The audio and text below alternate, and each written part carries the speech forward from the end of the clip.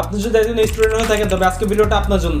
America, Canada বা বাইরের দেশের মধ্যে স্টুডেন্টদের টাকা কামানোর কিন্তু অনেক ওয়ে রয়েছে। তারা চাইলে রেস্টুরেন্টে কাজ করতে পারে, তারা চাইলে ডেলিভারি বয়ের কাজ করতে পারে, তারা চাইলে সিনেমা হলে টিকিট বিক্রি করা কাজ করতে পারে। কিন্তু বাংলাদেশে কিন্তু এমন কোনো কিছু হয় না। বাংলাদেশে টিকিট কাউন্টার নেই বা সিনেমা হল নেই বা রেস্টুরেন্ট নেই, তার কোনো কিছুই নয়। বরং বাইরের দেশ থেকে বাংলাদেশে কিন্তু অহরহ সিনেমা হল রয়েছে, বাংলাদেশে অহরহ রেস্টুরেন্ট রয়েছে, ডেলিভারি জায়গা রয়েছে। তবু কিন্তু বাংলাদেশে কিন্তু এটা কম। তবু কিন্তু বাংলাদেশের স্টুডেন্টরা এই কাজগুলো করে থাকে না। কেননা বাংলাদেশের সংস্কৃতি হয়ে গেছে এমন যে একজন স্টুডেন্ট বা একজন লেখাপড়া করা ব্যক্তি যদি রেস্টুরেন্টে কাজ করে পার্ট টাইম জব হিসাবে, বা সিনেমা হলে টিকিট বিক্রি করে, বা ডেলিভারি বয় হয় পার্ট টাইম হিসাবে, তবে কিন্তু তার মানটা অনেকটা কমে যায়। এটা আসলে আমাদের স্টুডেন্টের দোষ নয়, বরং এটা বাংলাদেশের নিয়ম। আপনি যদি বাইরের দেশে যান তবে বাইরের দেশে জব করে দেখবেন অহরহ স্টুডেন্ট রয়েছে যারা বাইরের দেশে কিন্তু ইনকাম করছে পার্ট টাইম জব হিসাবে স্টুডেন্ট অবস্থায়। কিন্তু আমরা বাংলাদেশের মধ্যে সেরকম কোনো কিছু করতে পারি না। তবে আমরা যারা স্টুডেন্ট রয়েছে, যারা মধ্যবিত্ত ফ্যামিলি রয়েছে,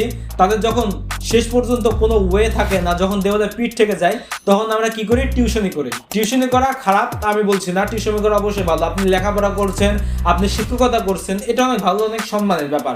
কিন্তু আসলে বাংলাদেশে অনেক মানুষ কিন্তু টিউশনি করাতে পারে না। কেননা টিউশনি করা অনেকটা বেশি পেন। যদি আমি আমার ব্যক্তিগত অভিজ্ঞতা বলি যে আমি অনেক আগে একবার টিউশনি করিয়েছিলাম, কিন্তু টিউশনি করার যে কতটা বেশি পেন তা আসলে একটা টিচার ব্যতীত অন্য কেউ যায় না।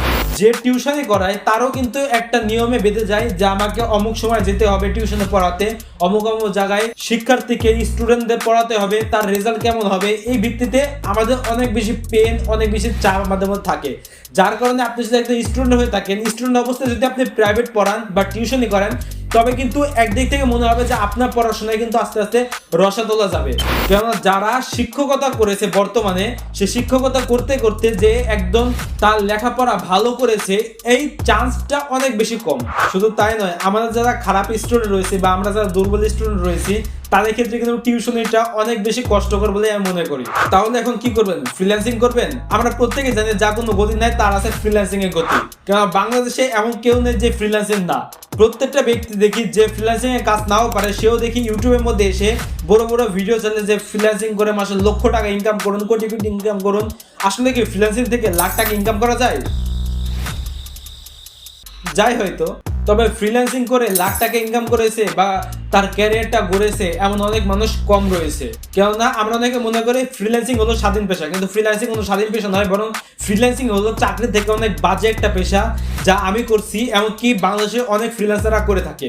তবে যারা ফ্রিল্যান্সিং করে লাখ টাকা ইনকাম করছে, তার পিছনে অনেক বেশি রহস্য হলো সে ব্যক্তি বিজনেস করছে। যারা প্রত্যেকটা ফ্রিল্যান্সার কিন্তু বিজনেস করে থাকে, বিজনেস ছাড়া সে লাখ টাকা ইনকাম করবে এমন চান্স অনেক বেশি কম রয়েছে। আপনি যদি টপ রেটার সেলারও হন, তবে কিন্তু আপনার বিজনেস করতে হবে। বিজনেসের মাধ্যমে আপনার সেই সেক্টরটা ধরে রাখতে হবে। দেখুন, আপনি যদি আমার ভিডিও বা খালিদ ফারহান ভাইয়ের ভিডিও অথবা যারা ফ্রিল্যান্সিং এর কোর্স করে থাকে তাদের ভিডিওগুলো দেখে থাকেন, তবে তাদের ভিডিও দেখে অনেক হয়ে আপনারা চিন্তা করেন যে আজকের মধ্যে ফ্রিল্যান্সিং শুরু করে দেবো, আজকে রাতের মধ্যে কি না কি করে দেবো, কালকে সকালে দেখবো যে আমরা ফ্রিল্যান্সিং হয়ে গেছি।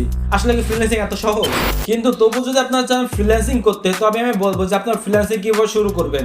যারা স্টুডেন্ট রয়েছে, স্টুডেন্ট অবস্থায় ফ্রিল্যান্সিং শুরু করবেন কিভাবে বা কিভাবে কি করবেন, সেই সম্পর্কে আজকে ভিডিওতে টোটালি আমি দেখাবো।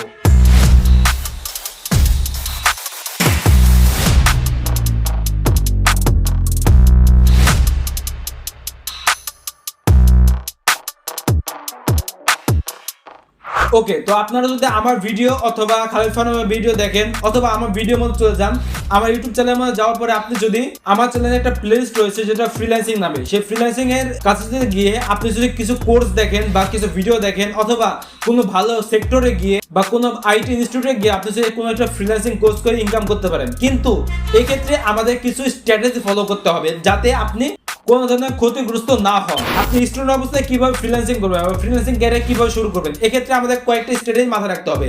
নাম্বার 1, আপনি ফ্রিল্যান্সিং কে কি হিসাবে করতে চান?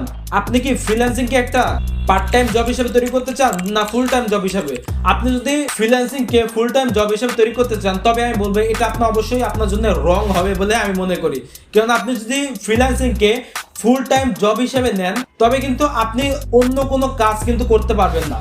সেহেতু আপনি স্টুডেন্ট অবস্থায় ফ্রিল্যান্সিং কে আপনার পার্ট টাইম হিসেবে জব হিসেবে নিতে হবে। তবে আপনি যদি চান যে ফুল টাইম হিসেবে আমি জব করবই করব, তবে আপনি করতে পারেন, সেক্ষেত্রে আমার কোনো কিছু বলার নেই। সেকেন্ড, আমার ঠিক করা হয়ে গেছে যে আমি ফ্রিল্যান্সিংকে পার্ট টাইম নাকি ফুল টাইম জব হিসেবে গণ্য করব। এখন আমি কোন সেক্টরে কাজ করব, ফাইবার নাহলে আপওয়ার্ক? আমি বলবো আপনার দুইটা সেক্টরে কাজ করা উচিত। যদি আপনি ফুল টাইম হিসেবে কাজ করতে চান তবে আপনার অবশ্যই আপওয়ার্কে কাজ করা উচিত।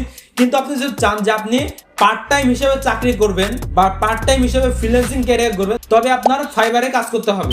নাম্বার 3, এখন আমার কোন সেক্টরে কাজ করা উচিত? আপনি কয়েকটা সেক্টর ঠিক করবেন, digital marketing, graphics design, web development, data entry সহ ভিডিও এডিটিং সহ আরো কয়েকটা সেক্টর ঠিক করবেন।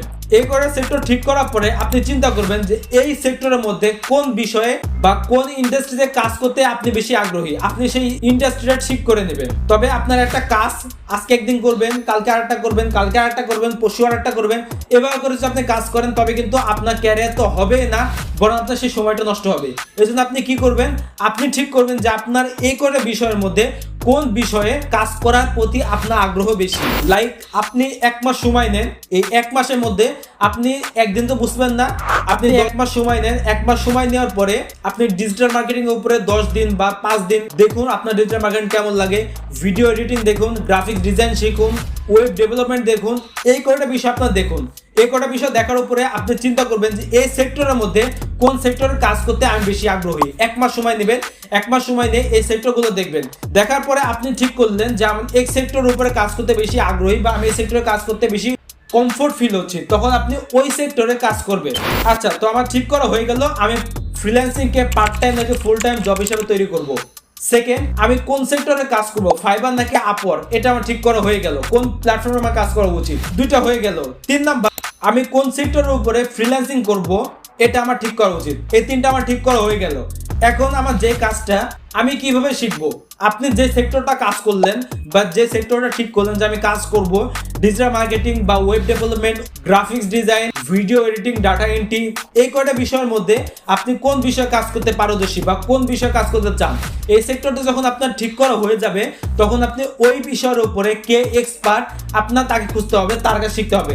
লাইক আপনি ইউটিউবে সার্চ করতে পারেন, তো আমি বলবো ইউটিউবে সার্চ করে আপনি ফ্রিল্যান্সিং শিখবেন, এটা অনেক ভুল ধারণা। কেননা ইউটিউবে 2-3টা 5-10টা 15-20টা ভিডিও দেখে আপনি অনেক বড় ফ্রিল্যান্সার হবেন, এটা সম্পূর্ণ ভুল একটা ধারণা। অবশ্যই আপনার কোনো আইটি ইনস্টিটিউটে অথবা কোনো ভালো একজন এক্সপার্টের কাছে যেতে হবে, গিয়ে তার কাছ থেকে ফ্রিল্যান্সিং কোর্স শিখতে হবে। আপনি যদি ডিজিটাল মার্কেটিং শিখতে চান তবে আমার সাথে যোগাযোগ করতে পারেন, আমার সাথে যদি যোগাযোগ করেন তবে আমরা অনলাইন প্লাস অফলাইন কিভাবে ফ্রিল্যান্সিং করবেন, digital marketing out of market প্লেসে কিভাবে কাজ করবেন সেটার উপরে আমরা কাজ করে থাকি, এমনকি কাজ শিখিয়ে থাকি।